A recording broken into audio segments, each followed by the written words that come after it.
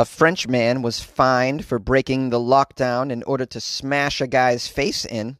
A mother demands a babysitter pay hundreds in emotional damage after feeding kids nuggets. And Solomon Islands will be banning Facebook for the sake of national unity. These are the weird stories for Tuesday on Weird AF News. This is the only daily weird news podcast hosted by JONESY, a Los Angeles comedian that's in a closet right now. Do I say that too much? Maybe. Hey, mainstream news. Listen to Weird AF News with JONESY. A Frenchman has been fined for breaking lockdown in order to smash a guy's face in. How French of him. A Frenchman has been fined for breaking lockdown rules after declaring in a written statement that he was leaving his house for a very good reason, to, quote, smash a guy's face in. The 39-year-old man living in Brittany, northwestern France, was hiding behind a car early Saturday morning when he was spotted by a police patrol. He appeared to be drunk. He was questioned. Officers quickly discovered that he was carrying a knife. Under France's lockdown, residents need a certificate to leave their homes. But I did! I have a certificate to smash this guy's face in. Do you see the guy? I have a certificate to stab him with my knife. Police checked his explanation for being outside and found that the man had written in the permission form, quote, I've gone to smash a guy's face in. That's my excuse, and it's a good one. It's a good one. Well, we need to know the reason why he's going to smash the guy's face in order to determine if it's a good one. There could be a good reason that he wants to smash a guy's face in. I don't know. Maybe the guy did something to his family. He's left lockdown specifically to smash a man's face in. I'm sure there's some great reason for it.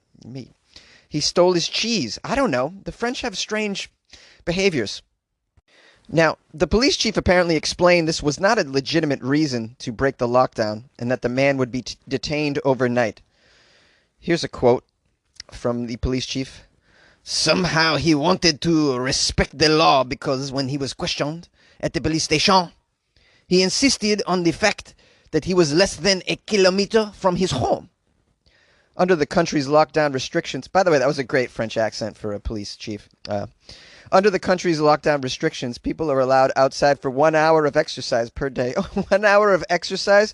You clearly don't know the French, all right? These people don't exercise. They go out and spend that entire hour smoking cigarettes. Are you out of your mind?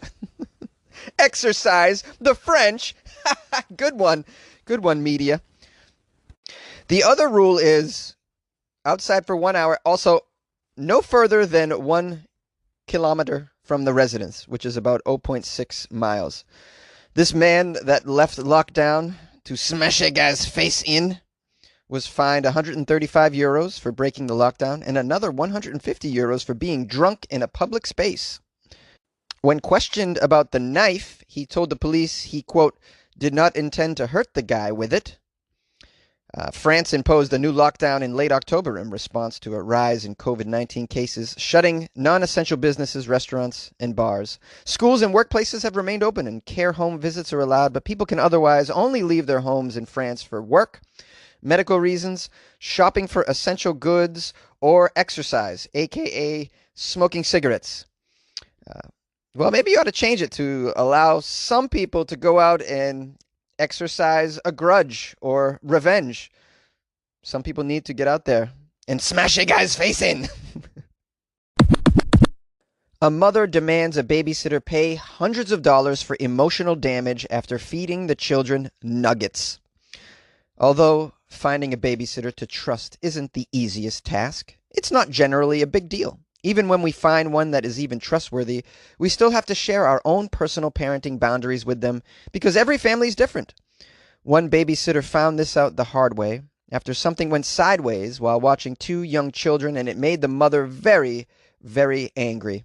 The babysitter explains. So this new family asked me to babysit their 2 children. We had a 9-year-old boy, 7-year-old girl. They were really, really well-behaved kids, okay? When it came time for me to feed the kids, I wanted to treat them to something special because they had been so really well behaved, okay? This is a tactic many parents use too. It's a nice way for the kids to develop some good feelings toward their babysitter, and it makes just life easier for everyone. When I asked what they wanted to eat, they asked for chicken nugget Happy Meals. And since they were so well behaved, I decided, why not? Why not just like buy them the Happy Meals they wanted? Like I could totally go for a Happy Meal myself, all right? Happy Meals make people happy. That's why they're called Happy Meals, all right? Well, apparently the parents forgot to tell me a big personal parenting boundary, that they're vegetarian. The mother did not tell me. And if I was aware, I would not have fed them meat. I've babysat for vegetarians before. Like, I know the deal. And, I made sure to respect their vegetarian diets. And I didn't even eat meat myself while babysitting for those families. And let me tell you something. I eat meat. I like nuggets. Nuggets make people happy. Well, the mother came home early, saw her children eating chicken nuggets. She literally ripped the nuggets out of their hands. Okay? She started screaming that I'm horrible for allowing her children to eat dead corpses and yelling at her children for eating the meat. Screaming at them right in front of me. Well, so that was my impression of a babysitter.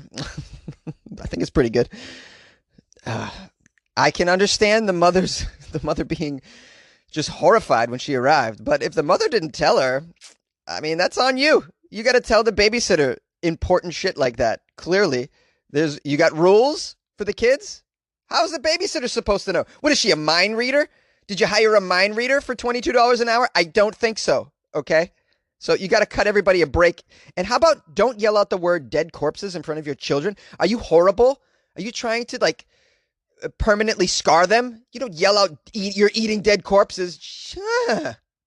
Like, it sounds like this mother's a psycho to me. That's just my opinion. I haven't never met her. Now, what's the fallout of this? The babysitter says the mother kicked her out without paying her and later sent her a text saying that she needed to pay her actually $300 for each child for the emotional damage that she caused by feeding them the dead corpses. The mother threatened to take her to court if she did not pay the $600 for the emotional damage that she caused her two children. The babysitter is quoted as saying, I refused to pay the money, and I told her that she should have told me that she was vegetarian, and I would have made sure to completely respect her family diet choice. And since she didn't tell me, then it's not my fault. Okay? Well, yeah, and she's right. You have to give the babysitter important information. Is this the first time you've hired a babysitter, you dummies? You have to let them know. Do they have allergies? Okay? What sort of dietary restrictions are going on here? Does one of the kid have a condition? What times are they not allowed to stay up beyond? Like all of these things, there's rules. You should actually, if you're a very thorough parent, you should have something printed out and ready to go for a babysitter, especially if you're using strangers to watch your children, people that have never met your kids or your family before. Hello?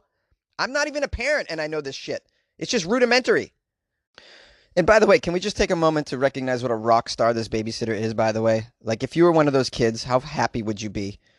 I didn't really have babysitters because my mother couldn't afford to pay anyone to watch me, so I was passed around to various aunts and uncles and whatnot, and no one ever would get me a Happy Meal if that's what I wanted for lunch. Are you out of your mind? No. It wasn't happening. It would have made my day. It would have made my day. This is a rock star babysitter in my opinion, but maybe I'm wrong. Call the show, 646-450-2012. Let's talk about nuggets and how they just make life a better place. The Solomon Islands ban Facebook for the sake of national unity. The Solomon Islands government has defended its decision to place a temporary ban on Facebook, a move that it says is aimed at tackling cyberbullying and online defamation. The Solomon Islands, where are they, Jonesy? I looked it up. There are hundreds of islands in the South Pacific. Oh, the photos of this place, just outstanding. Looks like a nice vacation spot if you can handle not accessing Facebook for a while. But if you're on these islands, why would you even want to check in on Facebook? Like, no need. It's a paradise, okay? Facebook's just going to piss you off and depress you. Just be on the island. Be in the sand. Look at this place. It's fabulous. There's hundreds of islands, too, which means there's enough to go around, I think. Guys, let's do a Kickstarter so Jonesy can buy an island in the Solomon Islands, build my own podcast studio, and just ride out the pandemic in the Pacific. This Facebook ban on the Solomon Islands, which has not yet come into effect, has received angry responses online, as you can imagine, after it was announced this week. Communications officials are expected to meet with internet and telecommunications providers in the Solomon Islands to discuss how they will block the world's largest social media network. Yeah, good luck with that. Blocking the network. You're gonna block Facebook. Prime Minister Manasseh Sogavare told the nation's parliament today the ban was necessary in order to preserve national unity. Here's a quote from, I assume, Prime Minister Manasseh Sogavare. Cyberbullying on Facebook is widespread. People have been defamed by users who use fake names and people's reputations that have been built up over the years. They're destroyed in a matter of minutes. Now we have a duty to cultivate national unity and the happy coexistence of our people. Facebook is undermining these efforts, and I am going to unite this country with this Facebook ban. Mr. Sogavare said the planned ban mainly targeted young people, but said it was aimed at protecting them from, quote, vile, abusive language, not an attempt at silencing them. The exact technical details of how the ban would work, whether it would involve the use of a firewall, for example, are still being ironed out. This, of course, has drawn a heated response from the government's opponents, with the opposition leader, Matthew Whale, labeling the ban pathetic and unjust. Here's a quote from this guy. 70% of our population is under the age of 30. That is the group that is highly visible on social media, especially Facebook. This is really pathetic. The reasons given for the ban are not weighty enough, in my opinion. The temporary ban will stay in place until the laws can be passed that would govern user behavior on Facebook. How are you going to govern user behavior on Facebook? Unless you go into the app and restrict people. But, I mean, Facebook's not going to do that for you. You either have it or you don't. There's your restrictions. And, I mean, even if you get rid of Facebook, hello, there's so many other platforms. I mean, are you not familiar with the internet? Are you not familiar with apps, sir? Like, have you heard of TikTok? Have you heard of Twitter? Have you heard of, what's the other one? Oh, Instagram. I almost lost it there. I mean, there's many, many others, and there's some that I've never even heard before, I'm sure. There's so many ways for you to, I don't know, use bad language or, as you say, defame another individual online. I mean, come on, man. You think Facebook is the only platform? What is this, 1998? Come on. I don't even know if Facebook was around in 98, was it? No, probably not. They got a quote from somebody who's some expert. She told the media that Facebook helped her stay close to her family back home, especially during this year's unprecedented restrictions on international travel. It's also helpful to stay in touch with people during a pandemic. Facebook, among other things. I mean, you can speak to people on there. You can video chat on there. You can even make calls through it. I mean, you can keep up with what's going on in your loved ones' lives. I mean, I don't think getting rid of it is the issue. You know, it's all about education. Educate your people. Let them know that there are detriments to being on social media too much. Like anything else, it can be an addiction. Like anything else, you can spend too much time doing it. You don't even realize your own behavior till it's too late. I mean, banning things like this, just taking the choice away from individuals, I think, is where I disagree. You know, give us the choices, but educate us. Educate us on the benefits and also the fallout of using these things too much and how to protect ourselves when we're using these things. It's all about education. That's just my opinion. You may have a different opinion. Maybe you're anti-Facebook. Call the show, 646-450-2012. And if you happen to live on the Solomon Islands and you have a couch available, please reach out to me. funnyjones@gmail.com. Let's arrange something. You like podcasts? You're listening to my podcast. Maybe you thought to yourself, I'd like to make a podcast. Too difficult. No, not with Anchor. Anchor has free creation tools that allow you to record and edit your podcast from your phone or your computer. Anchor distributes your podcast to Apple, Spotify, Stitcher, and more. They have advertising integration, so you can even make a little money off your podcast. Everything you need to make a podcast in one place. Download the free Anchor app or go to anchor.fm to get started. And good luck with your podcast. Good luck with your creation. Good luck with your life, man. Well, that was a doozy of an episode. I hope you hung in till the end, and I hope you enjoyed it. I want to thank those of you who sent me articles, specifically James, who just keeps pumping them out. Good ones, too, James. Thanks again, man. I'm going to probably publish some phone calls after this, after I listen to them, and see if they're publishable.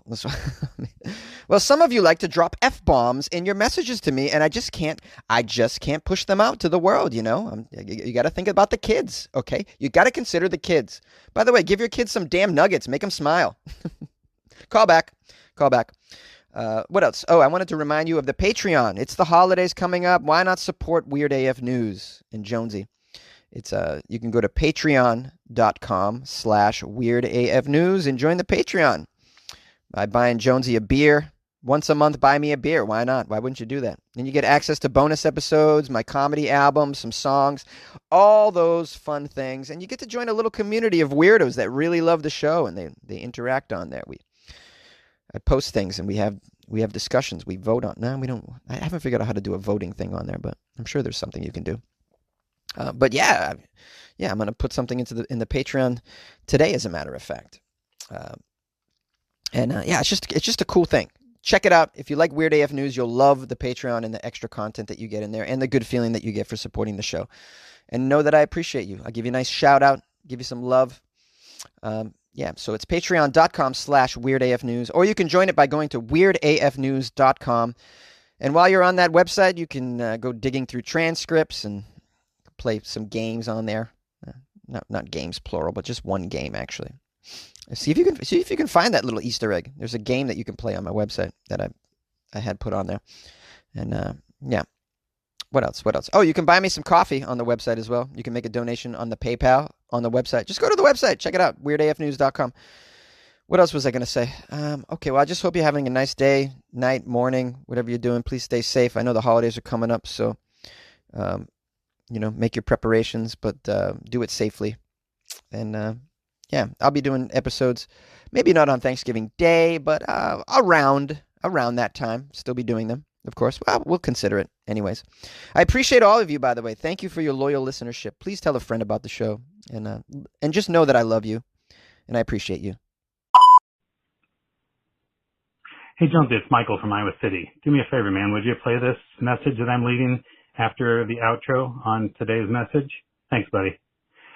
Hey, everyone. It's Michael from Iowa City, and it's Thanksgiving week. And so I thought I would say what I'm thankful for. And, of course, because I'm leaving this on Jonesy's voice messaging, I'm thankful for Jonesy and Weird AF News. This guy works so hard to bring us these strange stories and to bring some joy and laughter into our life, and I am extremely thankful for that.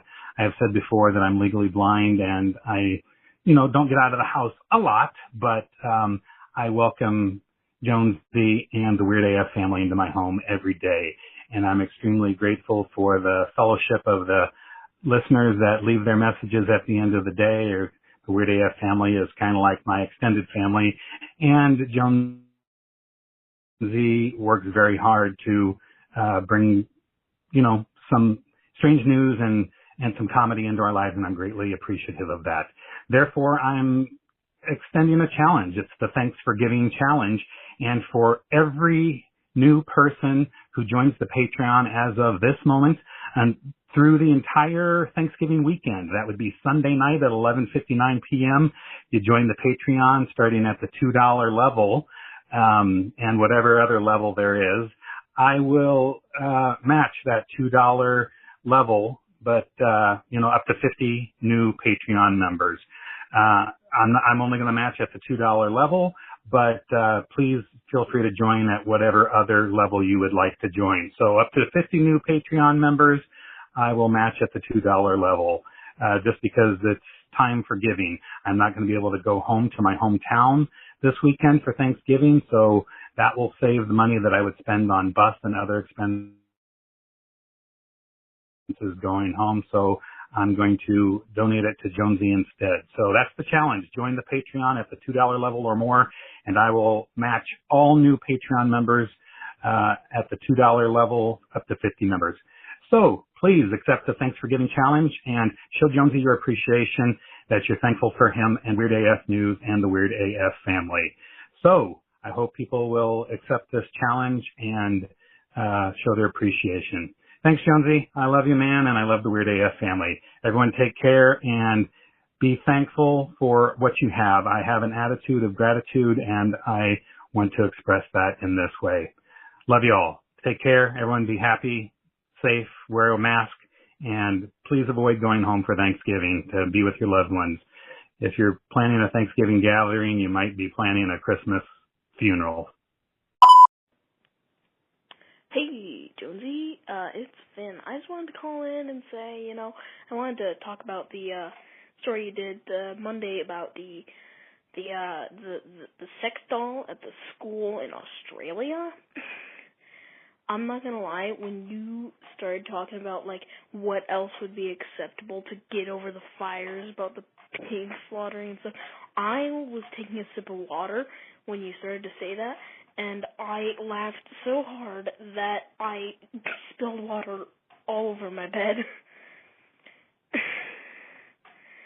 So yeah, that was that. And also wanted to say, hey to everyone. And also, I am in fact alive. I have not died. And I'm good. So, Jonesy, keep doing what you do. Hopefully you are okay. Hopefully nothing will come up and you'll have to miss an episode, because that would suck. Because I know a lot of us here are depending on you a little bit to put out Weird AF News to cheer us up during times like these. So, yeah, Jonesy. So, keep doing Weird AF News. Love you, man.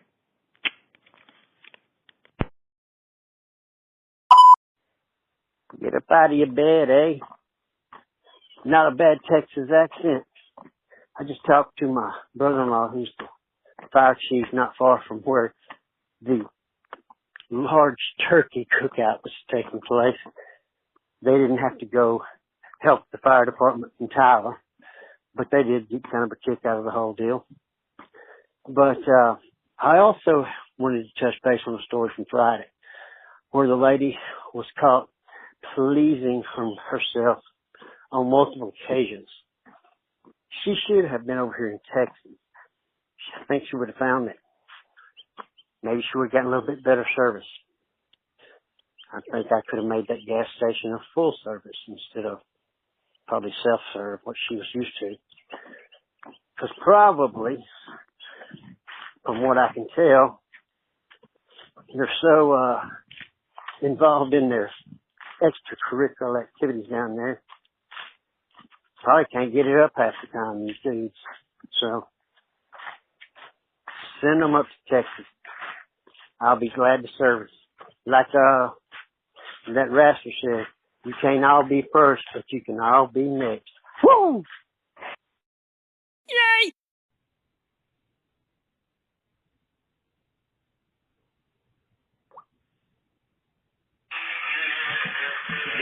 You've seen her at the 7-Eleven where she sent herself to Seventh Heaven.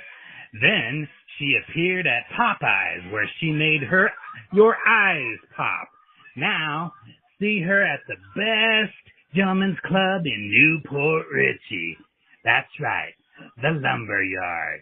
It's Vanessa Lee Jones, doing what she does best, appearing nightly through Thanksgiving, giving you something to be thankful for. It's Vanessa Lee Jones at the Lumberyard.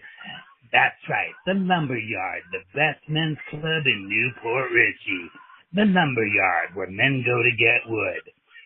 Remember, Vanessa Lee Jones at the Lumberyard. That's on U.S. Highway 19, Newport Richey, Florida. Take the airport exit to see Vanessa Lee Jones doing what she does best, putting her hand where no one else is allowed. Vanessa Lee Jones. Hey, Jonesy Dallas from Minnesota. Got a comment on the turkey insurance or the Thanksgiving insurance. I honestly think that may burn and fail for, I think you said it was Whole Foods that's doing that, and Progressive.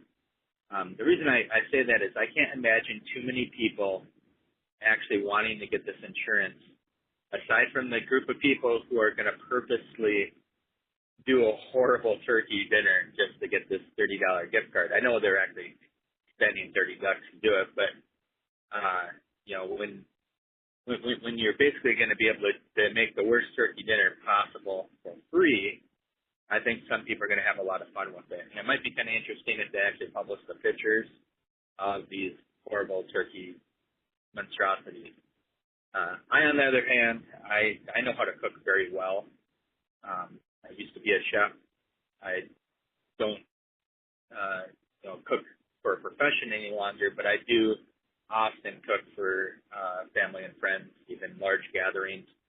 Often I've cooked for 25, 30 people by myself. So it's not something that I'm scared that I would do a poor job on a turkey. Usually my turkeys turn out very great. I could see me messing up and accidentally getting the turkey a little too dry, but I don't think I would pay for insurance just to try to correct a situation like that, because I totally agree with you that